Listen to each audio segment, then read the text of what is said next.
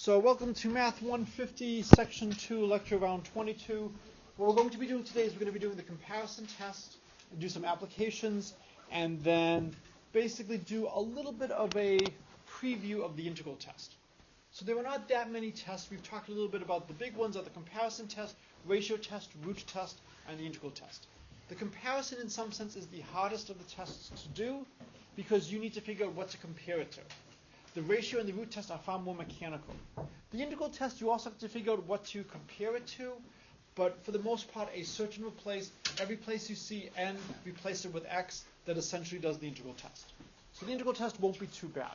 The comparison test is the more challenging one, and you need almost a flash of insight at times in terms of how you should look at things. So comparison test. We'll assume an, bn, and cn are non-negative numbers. And we'll assume the sum n goes from 1 to infinity of bn converges, and we'll assume the sum n goes from 1 to infinity of cn diverges. And then the question is, if we know how an is relative to either bn or cn, can we use that to deduce information about whether or not the sum of an converges or diverges? And it's very important that in what we're doing, the an, bn, and cn are all greater than or equal to 0. All right, so the first one is if an is less than or equal to bn for all n large, then what do you think is true about the sum n goes from 1 to infinity of an? It converges. So there are two parts to this. The first is that I only need this condition to be true for all n large. So any thoughts as to why this doesn't have to hold for all n? As long as past a certain point, it converges, then everything before that is a finite value. Good. Anything before that is a finite value. So imagine the first 2018 terms of an are significantly larger than bn, but then after that they settle down. All right, any Red Sox fans? All right, if you look at the Red Sox scores last night, we did very well in the first couple of innings, and then eventually the Angels pitchers settled down and became a more interesting ball game. Okay? There can be some wild differences in the beginning, but they're not going to affect whether or not something converges or diverges. Will they affect what the final value is? Hell yes. The fact that the Angels gave up, I think, 8 runs very quickly to the Red Sox, that dug them into a huge hole that they're not going to cover. But in terms of whether or not the sum converges or diverges, if I change a finite number of values of an, it's not going to make a difference. So imagine the simplest case is I choose the first value of an to be 5,000 times the first value of bn, and then after that point, all of the an's are less than. Well, that one value is not going to affect whether or not it converges or diverges. It will affect what it converges or diverges to, but not whether or not it converges. So we'll need to prove that in a moment. The next one is if an is greater than or equal to cn for all n large, then what must be true about the sum of an's? So now we're greater than or equal to cn for all n large. What must be true? It diverges. And so the proof here isn't too bad. If the sum of the cn's diverge, does it diverge if I throw away finitely many values? So if I have a sum that diverges, its sum goes off to infinity. If I throw away the first billion terms, it's still going to go off to infinity. I've only thrown away a finite amount. And so since an is greater than or equal to cn from some point onward, the sum of an has to diverge. So this isn't that bad to show. This one is a little bit harder. How do we know the an's doesn't just kind of like wander or meander around? How do we know that it actually converges? So to prove this rigorously, what class do you think we need? Yeah, this is a real analysis day, not a linear algebra day. So the question is, how rigorous of a proof do we want of this? So my guess, based on years of experience teaching a class like this, is a pretty good hand wave. Okay, so I'll try to explain why this is true. So proof of 1. So let's let Sn be the sum m goes from 1 to n of am. So this is a1 plus a2 plus an. So these are the partial sums. The first thing to notice is each of them is clearly greater than or equal to 0 because all the a's are greater than or equal to 0. And we know Sn is less than or equal to Sn plus 1. Right? How do we get from Sn to Sn plus 1? We add one more term. And the term we're adding is non-negative. So Sn is clearly less than or equal to Sn plus 1. What is Sn plus 1 less than or equal to? Yes? Sn plus 2. And so on and so on and so on.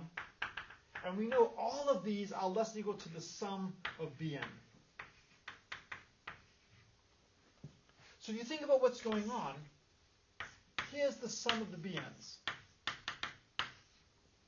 Maybe here's S1, here's S2 and S3, here's S4, here's S5, S6, S7, here's S8, something like that, marching up. So I have a sequence of non-decreasing numbers that are bounded from above. And so the claim is, since I have a sequence of non-decreasing numbers that are bounded from above, the limit of the yeses must exist.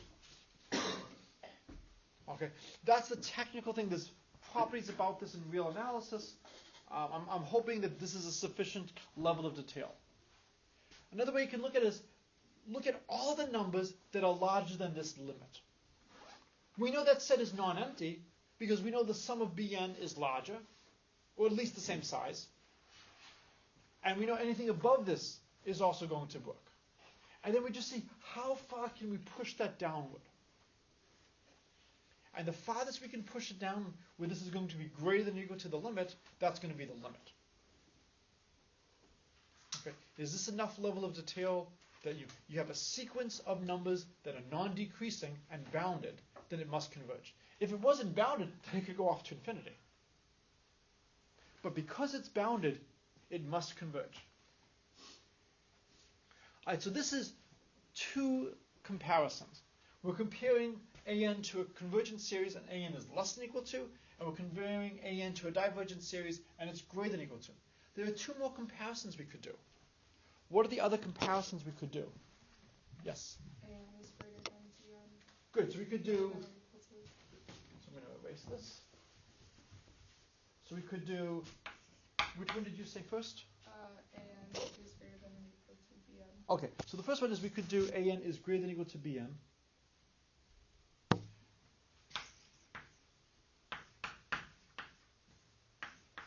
For n large. Then what do we know about the sum of an? Nothing.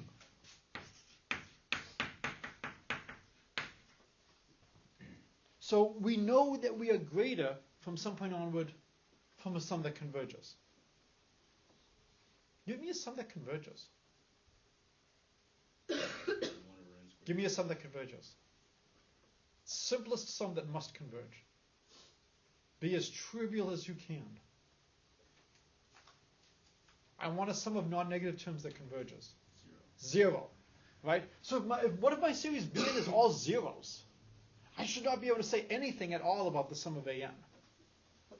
So this sum could either diverge or it could converge. Can you give me an example of an, of a choice of an where the sum will converge? A choice where the sum will converge.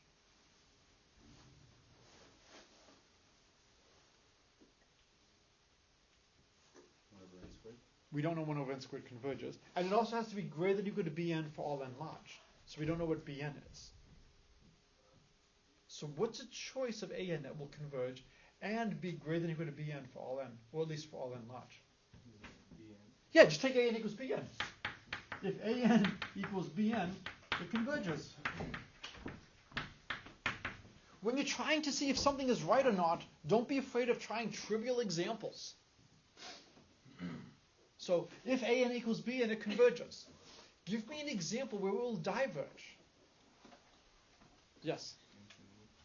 Okay, but we have to have non-negative numbers, and so we don't allow the terms to be infinity. I'm sorry? So you have to give me a specific choice. You have to tell me what should I take for an. So what would be a good choice for an? I want it to be greater than or equal to bn, and I want the sum to diverge. Cn? I'm sorry? Cn? We don't know Cn at this point.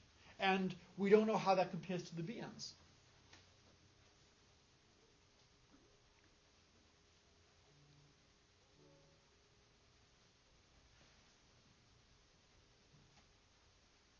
Any thoughts? I need a series that will diverge.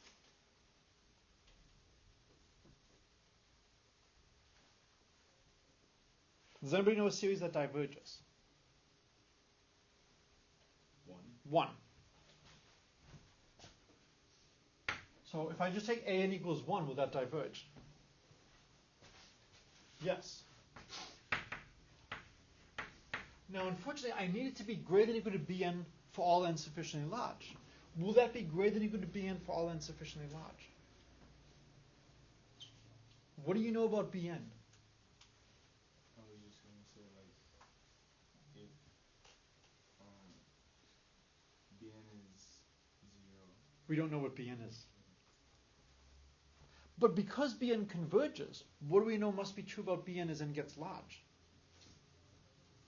If you have a convergent sum, what must be true about the terms in the sum? They get exponentially smaller? No, they don't get exponentially smaller necessarily. Exponentially is talking about how fast they get smaller. They converge to some number? They converge to and what number must the terms of a convergent series converge to? They must converge. The bn's must be going to 0. So eventually the bn's will be less than 1. And so yes, this would work. But notice how much work we had to do to justify that this is a good example of a series that diverges. We had to use our result that the bn's go to 0. Here's an easier example. Let an be bn plus 1. Now we're clearly going to be greater than or equal to bn for all n. And this sum will clearly diverge. So when you're trying to find counterexamples, or when you're trying to find examples, look and see what's going to be the simplest argument to do. The last one is now we want an to be less equal to cn for n large. What will be true about the sum and goes from 1 to infinity of an? What do we know? Nothing. We still know nothing.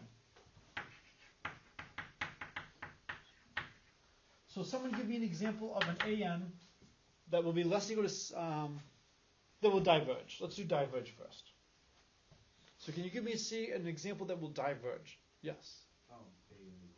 An equals cn, and that will diverge. Now I need something that will converge. And I want it to be less equal to cn for all n large. Why is it diverging if it's less than or equal to cn?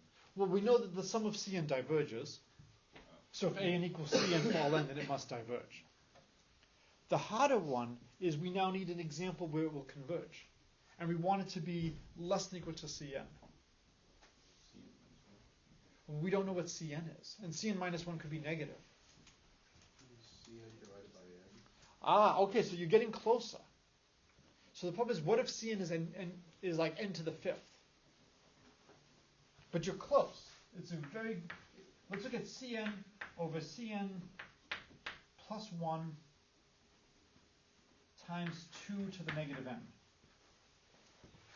Cn over cn plus 1 is always going to be less than 1.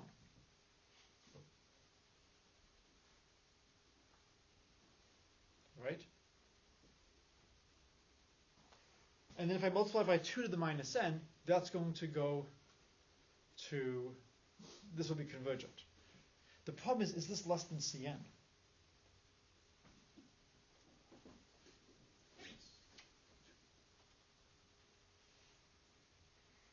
Well, let's think. Here's a cn. I'm multiplying by 2 to the negative n. That's going to make it smaller. And I'm dividing by a number that's greater than 1.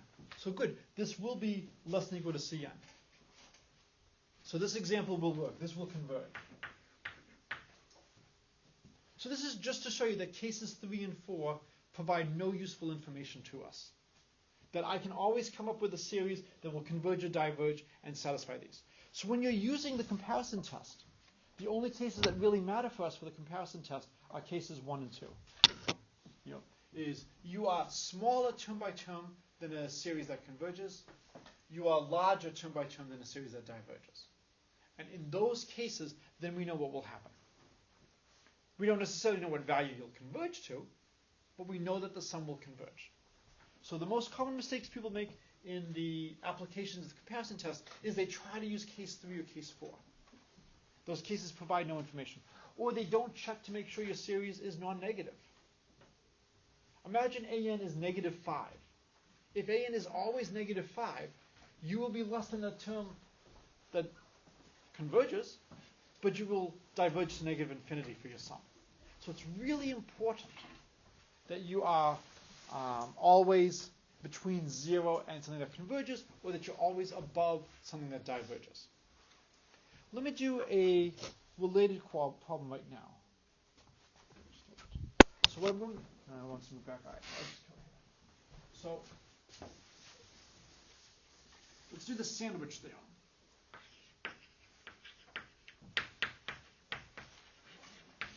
So assume 0 is less equal to bn, less equal to an, is less equal to cn. Assume the sum of bn and the sum of cn converge. What about the sum of an? What do we know about that sum?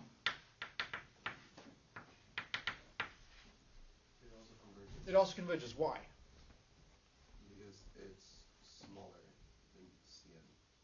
But what about the fact that it's larger than Bn? Greater than equal to Bn? Well, but should we care about that when we know? Yeah. It doesn't matter that it's greater than equal to Bn. All that matters is that it's less than equal to Cn, and now we're saying the sum of Cn converges. There's a phrase that people often use for information like this. Anybody know the phrase? When you put stuff in a problem that has absolutely no bearing on the problem. Superfluous? I'm sorry? Superfluous, what? Anybody ever hear the phrase a red herring? Mm-hmm. You often put in a red herring that has absolutely nothing to do with the problem. It doesn't matter that it's greater than equal to Cn. It's just the comparison test. It's the comparison test with a little bit more information, but it's still just the comparison test. Okay, so now that we have the comparison test, we can now use this to determine if certain sums converge or diverge. The challenge is that if you want to use the comparison test, you need to have examples of things that converge or diverge. So the more examples we have, the better we can do with the comparison test. And what makes the ratio and the root test so wonderful is that they instinctively know what test to do, what to compare it to. All right. So what I want to do now is I want to start off by making a list, and it's going to be very short right now, of things we know that converge and diverge. All right. Let's see. So, series. Converge, diverge. So can somebody give me an example of a series that converges or diverges? Do we know anything? 1 over n diverges. 1 over n diverges. All right. At least the list is now empty. Do we have anything on the converging side? Yes. R to the n. Good. And what must be true about R?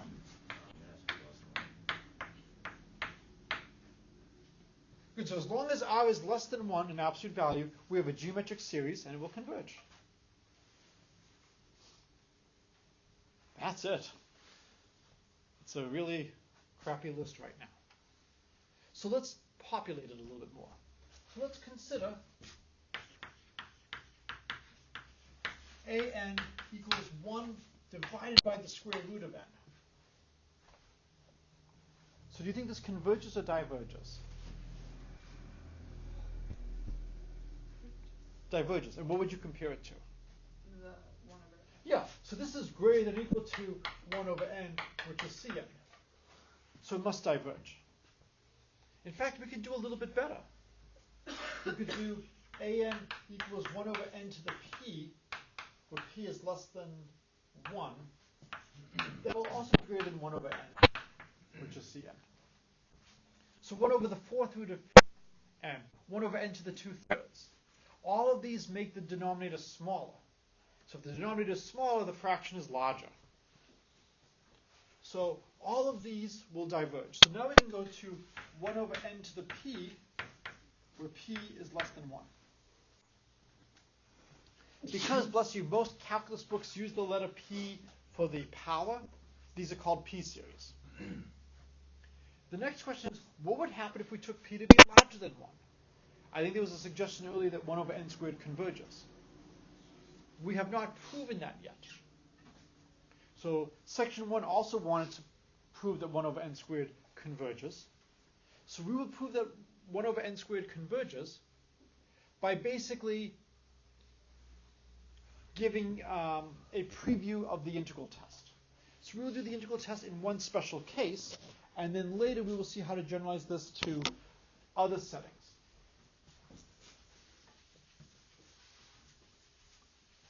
So we will consider an is 1 over n squared. Instead of doing just 1 over n squared, I could do 1 over n to the p, where p is greater than 1. In order to try to keep the algebra nice, I'm going to just do a specific example. You can do a search and replace for all 2's and replace them with p's, and then you would have to replace a few other terms. It's the same argument. So here's the inspiration. Let's study the function f of x is 1 over x squared. And this is the integral test is essentially a search and replace. Wherever you see an n, you place an x. Wherever you see a sum, you would put in an integral. And so let's now study the integral x goes from 1 to infinity of 1 over x squared dx. Right? What function has derivative 1 over x squared?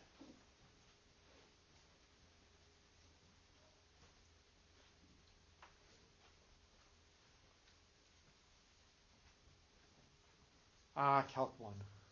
What function has derivative 1 over x squared? Yes. Negative 1 over x. We evaluate this at 1 and infinity. Negative 1 over infinity is 0. Then we minus negative 1 over 1, which is 1. We get 1. This integral exists. It's finite. It equals 1. So if you ever have to calculate 1, now you have a way to do so. Okay. So now let's consider the sum. N goes from 1 to infinity. The integral x goes from n to n plus 1 of 1 over x squared dx. Anybody know what this sum integral will equal? Infinity. No.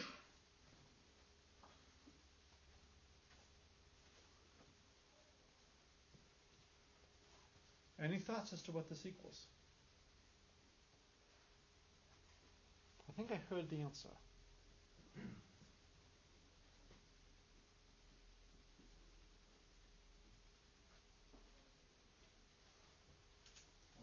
One. Who said that? Why? It's the same thing. It's the same thing. N goes from 1 to infinity, I integrate from n to n plus 1. When n equals 1, I integrate from 1 to 2. When n equals 2, I integrate from 2 to 3. When n equals 3, I integrate from 3 to 4. I'm just breaking my integral up into pieces. This is just 1. So now what I want to do is I want to show that the sum converges. Right? What I'm going to do is, if I look at the integrand, if I replace x with n, that's where this integrand is largest. And that would give me something that would be larger. If I replace it with n plus 1, that's where it's smallest on each of these bands. And that would give me something that's smaller. So this will be greater than the sum, n goes from 1 to infinity, of integral x goes from n to n plus 1 of 1 over n plus 1 squared dx. Because I've taken my function, and in each region I'm integrating, I'm replacing it with its smallest value. So this will give me something that's strictly less. Okay. Anybody know what the integral of 1 over n squared is from x equals n to n plus 1?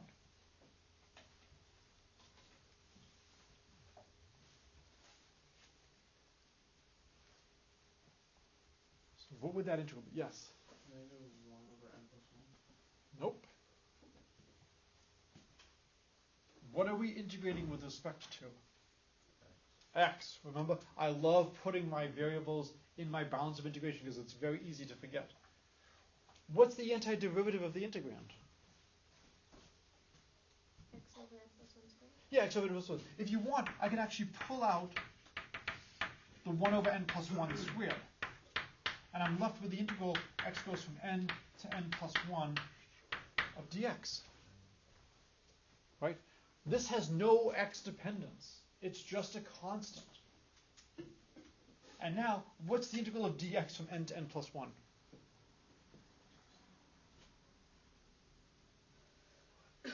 One. I'm integrating the function, and thank you for using that finger, from n to n plus 1. The function is just 1. The distance is 1. This is just 1. So I get that this is the sum, n goes from 1 to infinity, of 1 over n plus 1 squared. So it's 1 over 2 squared, plus 1 over 3 squared, plus 1 over 4 squared, etc., etc., etc. Now we can't use the comparison test, but we can use the proof method of the comparison test. What did we say there? We said if we have a series of non-negative terms that's bounded from above, it converges. So I have a series of non-negative terms, and it's bounded from above. What's it bounded by? What's the sum bounded by? 1. So this sum must converge. So now we know the sum of 1 over n squared converges. And there's very little that's special about 2. All that matters is that this is greater than 1, so when I do the integration, I have something that's finite.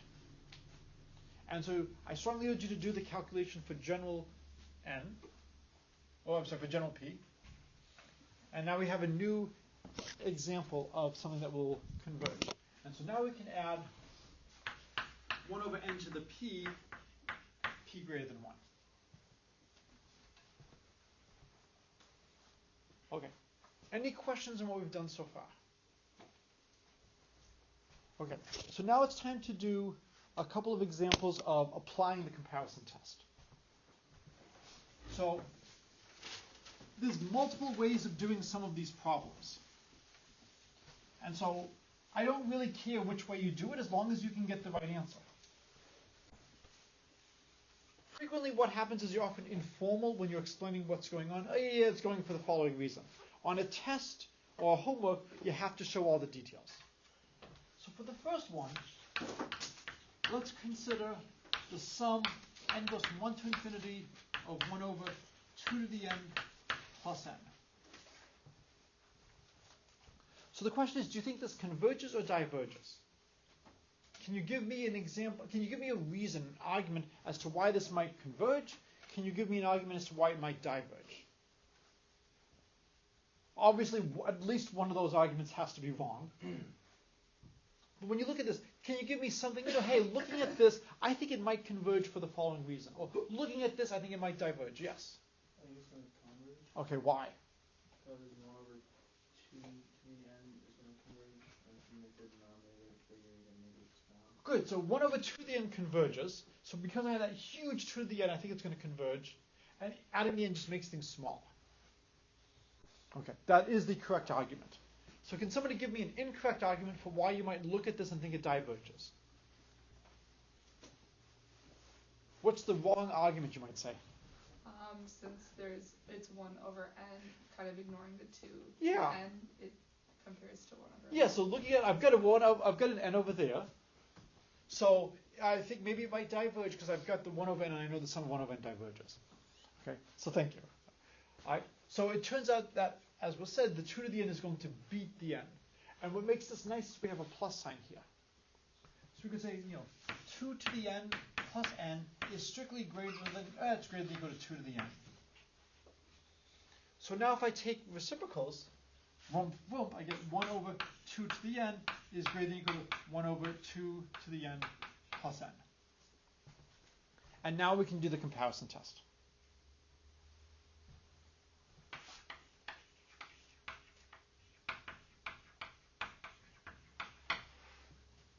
Okay? So the fact that we had a plus sign made everything very nice. Okay? So we had two competing influences, the 2 to the n in the end, the 2 to the n just wins out. Okay. Any questions about this? Yes? Do you have to further prove that 2 to the n plus n is greater than 2 to the n? Or can you just leave it at that? If I made you prove that, you would be justified in hanging me. I had a good friend in college who was 2 years behind me. He was taking the advanced freshman math class. And at one point they proved that something was an integer and it was strictly between 0 and 1. And the professor wrote, but you never proved that 1/2, the number was a half. You never proved that 1/2 is not an integer. And that's the day he became a chemical engineer. And just left math in disgust. Yeah, I'm not going to spend my life doing this. I will accept the fact that this is true. But it's a good question to ask because, on a test you always wonder, how much do I have to write a 20-page essay? And if you're ever not sure, you can ask me, Professor, is this enough detail? And you can say, since n is positive, 2 to the n plus n is greater than. Something like this is almost so clear that it's okay not to really justify this. The real danger is when you write up solutions on exams and you do not have all of your arguments and then something is wrong. And then there's nothing for me to look at and say, why was it wrong? I can often figure out what you were trying to do, but I have to grade what's on the paper. And that's why you want to just put some kind of argument there. So if you do make a mistake, there is something there. But I agree that this is such an obvious thing to. It's not bad to just Google it since n is positive, but I'm fine with that. Okay. So now let's tweak this a little bit. Let's look at 4 to the n minus n cubed. So again, we have two influences. We have the 4 to the n, which is growing really rapidly, and we have the n cubed, which is also growing.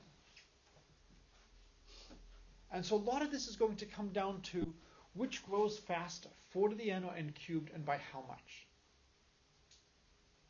So I'm going to show you a couple of ways of doing this. To some extent, you have a choice. It's a little bit of an art as to which way you want to do the calculations.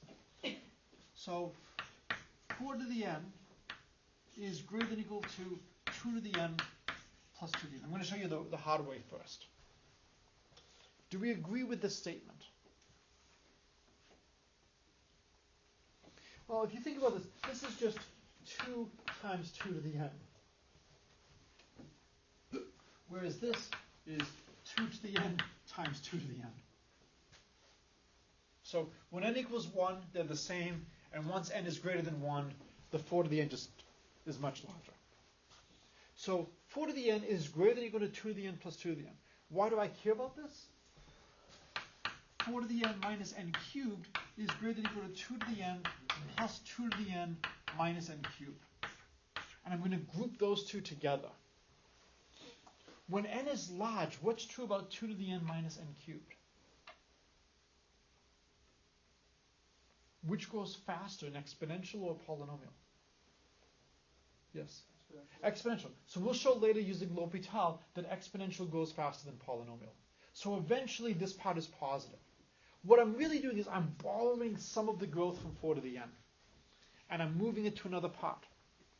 And so now in that situation, I now get 1 over 4 to the n minus n cubed is less than or equal to 1 over 2 to the n plus 2 to the n minus n cubed, which for n large is less than or equal to 1 over 2 to the n. Because, n large. Okay? So by borrowing some of the decay, we now have something that's still growing rapidly enough so the denominator is growing very large, so the reciprocal is getting very small, and this little bit here now is positive. And so now it converges by comparison.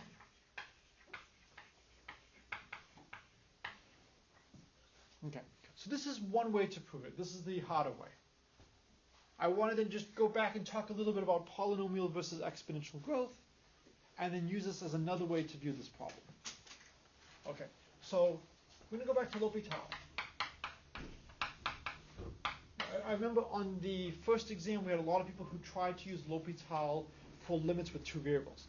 L'Hopital only works when you have one variable. And it works for the situation of 0 over 0 or infinity over infinity. And so if you're in that situation, what L'Hopital says is the limit as x goes to infinity of f of x over g of x is the limit as x goes to infinity of f prime of x over g prime of x. And what do you do if you still have 0 over 0, if you still have infinity over infinity? You L'Hopital it again. I mean, the only thing better than doing L'Hopital once is doing L'Hopital twice. Oh wait, no, there is something better than doing L'Hopital twice. 3 times or 4 times. So eventually you hope that you stop L'Hopital. You know you've made it when your name becomes a verb. Okay?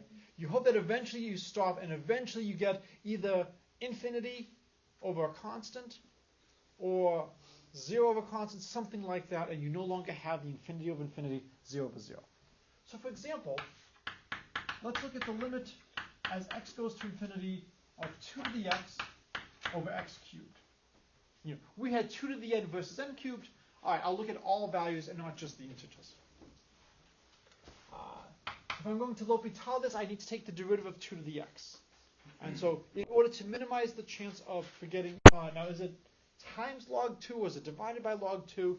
I always find it's best to write these in terms of the exponential. So this is e to the x log 2 divided by x cubed. E to the log of 2 is just 2. That gives me my 2 to the x by the laws of exponents. So I have infinity over infinity, so I can L'Hopital it. I get the limit as x goes to infinity. And now, when I take the derivative of the numerator, I get a log 2 e to the x log 2.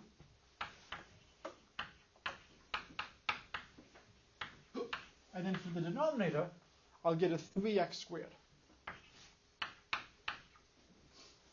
And hopefully at this point you can begin to see that the denominator is doomed.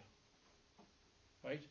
The exponential in the numerator, it really hasn't changed. But the polynomial power in the denominator has gone down by 1. So as you keep doing this, eventually you will get down to just a constant in the denominator. So if we do it a few more times, you get the limit as x goes to infinity. We'll get a log of 2 cubed. We need to do it 3 times. We'll get a 3 times 2 times 1.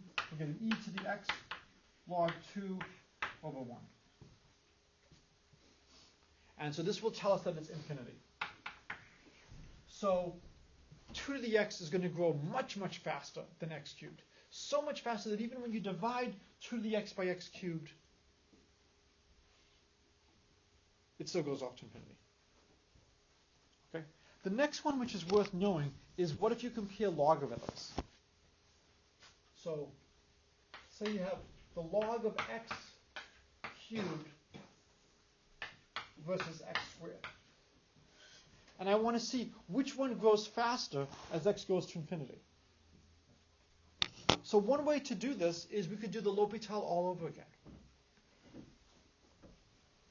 Or we could be lazy and try to reduce this to something we've already done. I have not told the table story yet in this class, correct? Okay, so yesterday I volunteered to help set up the library book sale at the elementary school. I believe I was the only one moving tables who was under 60, possibly the only one under 70. Not many people are free at 8:30 in the morning. The way we were moving tables is you would have 2 people pick up the heavy tables and carry them from the gym through the schools, across the turning hallways to the kitchen cafeteria area. It's not painful work, but it's time consuming. I noticed there was a little cart with wheels with 2 uneven bars. So we could put the tables between that and then just pull massive amounts of tables all at once. And so we then finished the task very quickly in terms of just moving things down. So you always want to think, how can I reduce this to something easier? How can I reduce this to something I've done before? We can change variables. Let's let x equal e to the y. As x goes to infinity, y goes to infinity. The log of x cubed becomes, well, x is e to the y, so this becomes y cubed. And now what is x squared? That becomes e to the 2y. Which wins? Y cubed or e to the 2y?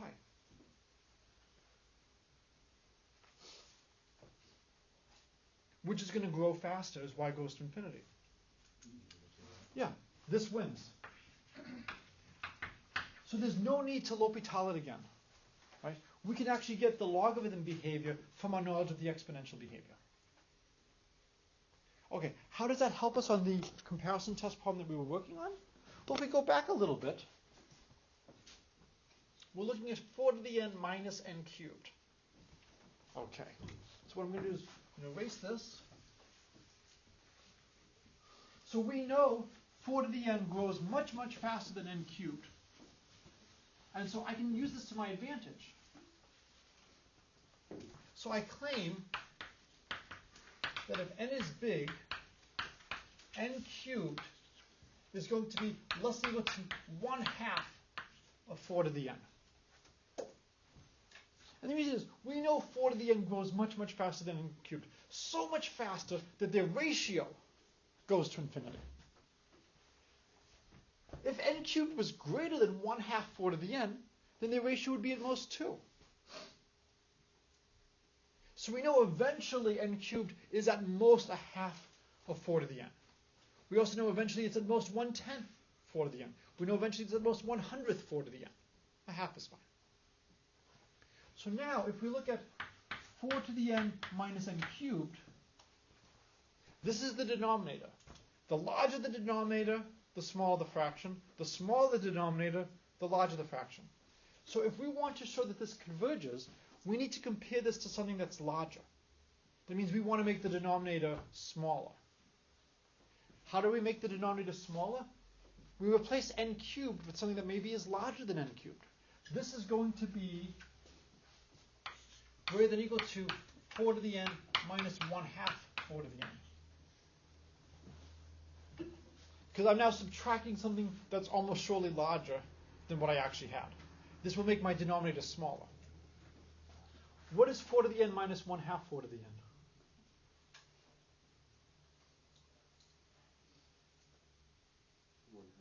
Yeah, just 1/2 4 to the n. So we get 4 to the n minus n cubed is greater than or equal to 1/2 4 to the n. So 1 over 4 to the n minus n cubed is going to be less than or equal to 2 over 4 to the n. Just when I divide, I'm going to just put the 2 up top. That's sum converges. So the sum of 1 over 4 to the n minus n cubed, and goes from 1 to infinity, is less equal to the sum, and goes from 1 to infinity, of 2 over 4 to the n, and that's going to converge. So by the comparison test, we're done. So these are two different ways of just being formal about how do we borrow decay from the 4 to the n and get the convergence. Okay? It's still comparing it to a geometric series. It's just how do we do the algebra. Whichever way is easier for you to see is absolutely fine. Okay. Any questions about this? All right. So what I want to do is I want to end the day with an interesting sequence. So we're going to do Euclid's proof of the infinitude of primes. This is, I think, the oldest proof that has continuously been used in math classes or investigations. It's been used for over 2,000 years. So a number is prime if it has exactly two distinct divisors, itself and 1. 1 is not considered a prime, 1 is considered a unit. If you're not a unit and you're not a prime, you're a composite. So Euclid has a beautiful proof of the infinitude of primes. Theorem, there exists infinitely many primes. Proof. Assume not. Assume P1 through Pn is the complete list.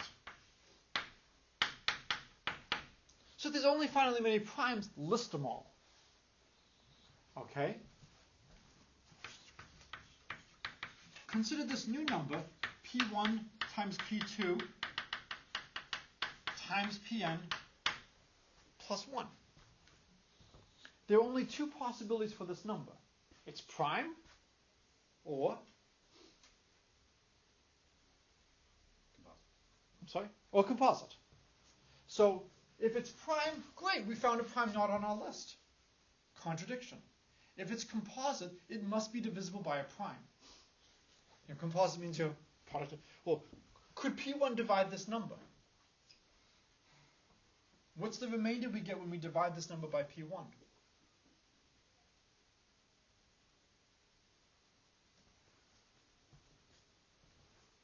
So I claim the remainder is just 1.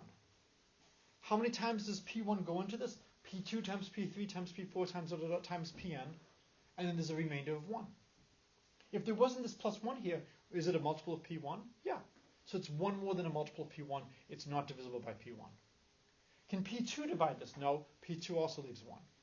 So it's not divisible by P1, P2, Pn. So either prime or divisible by a prime not on list. Okay, so this proves that there are infinitely many primes.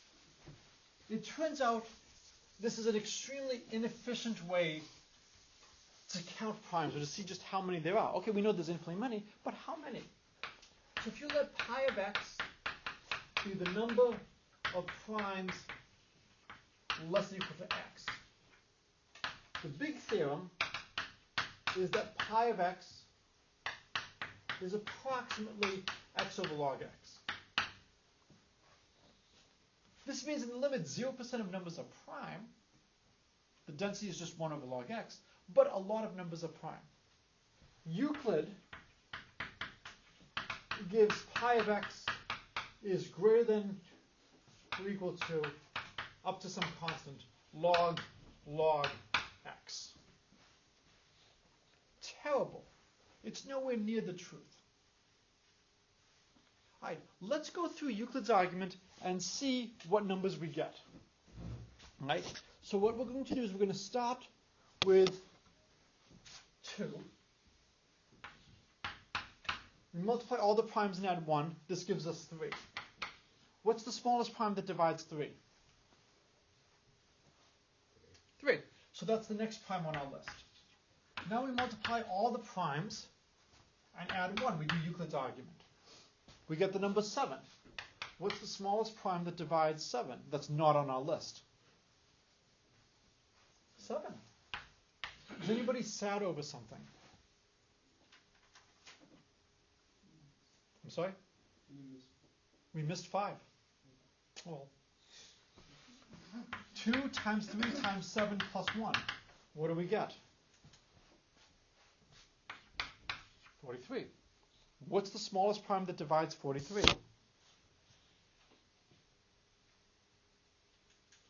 43. 43 is prime. Now this is interesting. We've got 4 data points. So far every term is prime. So we said it's either prime or divisible by a prime not on our list. Do you think it's always going to generate primes, or do you think we don't have enough data? All right, let's do one more. 2 times 3 times 7 times 43 plus 1 is a multiple of 13. And hint, it's not 13. So the next number on our list is 13. All right. I'm going to then just write the next few numbers. After 13 comes 53, and some of you will be happy. Next comes 5. Then next is 6,221,671. After that, the next one is, I'm not even going to bother putting in the commas, 38709183810571. All right, do you want to see one more? All right. All right, you ready? 139. This is a blanked up sequence, okay? What kind of questions would you want to ask about this sequence? This is what you want to train yourself to do, to ask good new questions. What might you want to ask about this sequence? Does it stop? Well, we know it doesn't stop because Euclid will always give us more primes. So it's an infinite sequence. Yes? What does it jump? How do the jumps happen? Does it capture every prime? If I give you a number like 11, which we haven't seen yet, how long must I wait for it to capture 11 if it captures every prime?